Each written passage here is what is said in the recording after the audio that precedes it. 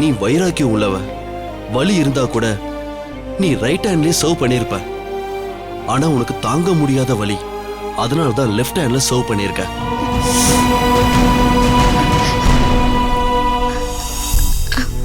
Sir, உங்ககிட்ட மறைக்கணும்னு நினைக்கல sir.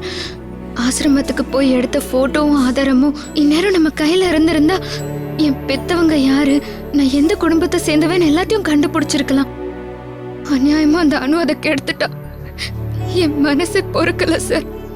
அதான் நான் அவளை தேடி போனேன்.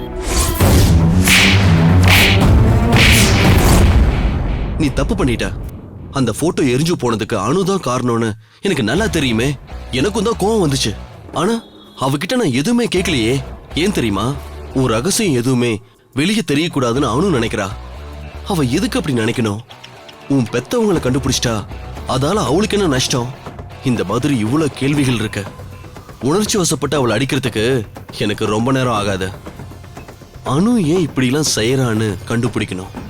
அதுக்காக தான் அவளை விட்டு வச்சிருக்கேன்.